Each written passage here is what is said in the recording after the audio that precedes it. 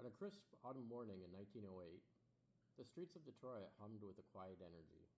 Horses clip-clop past horseless carriages, and smokestacks belched plumes of smoke over the city skyline. But inside a modest brick factory on Piquette Avenue, history was about to roll out the door. It was September 27th, a day that would change the world forever. Inside the Ford Motor Company's Piquette Plant, workers gathered around a machine unlike any other. It was simple, rugged, and built for the masses. This was the first Model T from Ford. And as it rumbled to life, it carried with it a promise of a new era. One where the automobile wasn't just a toy for the rich, but a tool for the everyday American. Today, we step back into that moment, the dawn of a revolution that reshaped how we live, work, and dream. To understand why this moment mattered, we need to go back to 1908. In 1908, cars were still a novelty. They were expensive, fragile, and built by hand for the wealthy elite. A single vehicle could cost over $1,000, more than the average family earned in a year. Henry Ford, a determined engineer with a vision, saw this inequality. He'd spent years tinkering with engines, racing cars, and failing with a lot of his early ventures. But by 1908, he was ready to try something radical, a car that anyone could afford. Ford's philosophy was simple.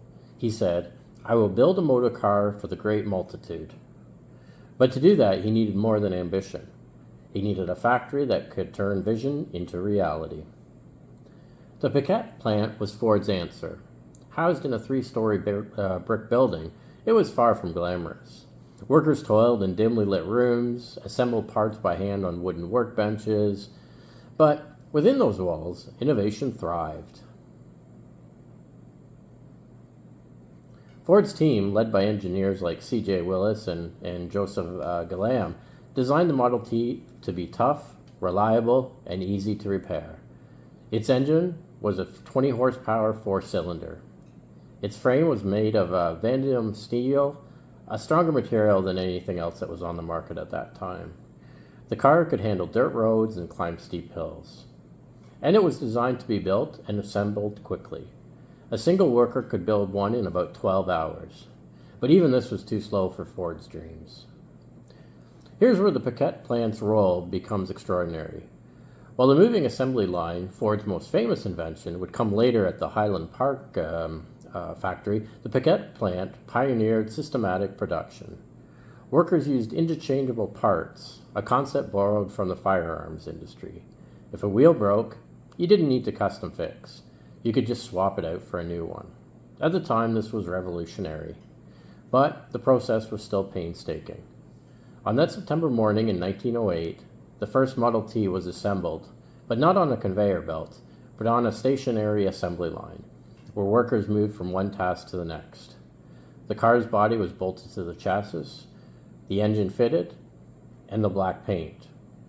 It was chosen later for its fast-drying properties and was carefully applied. It took months of trial and error to get this right. And then it happened. At 9 a.m. on September 27th, 1909, the first Model T, serial number 1, emerged from the factory gates. It really wasn't much to look at. It was a boxy, 1,200-pound vehicle, and it had a top speed of about 45 miles an hour. But for the workers who built it, it was a triumph. They had created something that would soon sell for $850. Still pricey, but getting closer to the reach of many middle American families.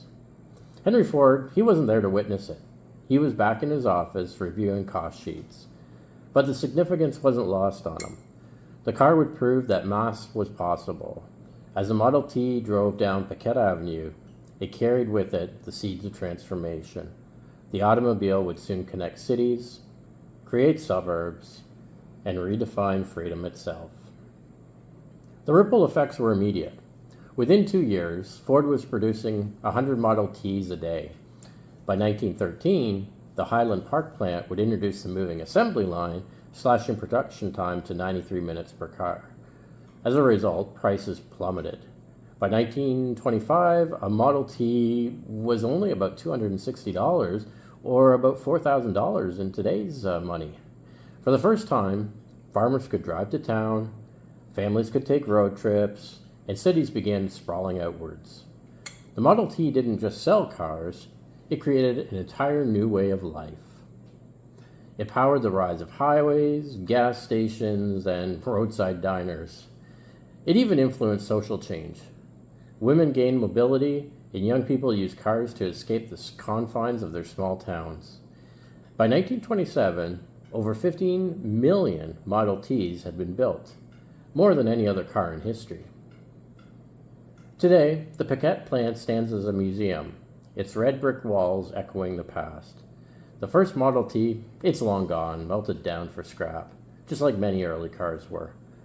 But its legacy is everywhere, in the cars we drive, the cities we live in, and the idea that innovation should serve humanity. Henry Ford's vision wasn't just about building cars, it was about building opportunity. And as we look back at that September morning on September 27th, 1908, we're reminded of a simple truth.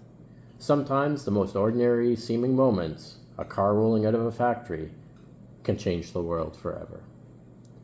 Thanks for watching today, and if you like this story, please subscribe to the channel and like this video.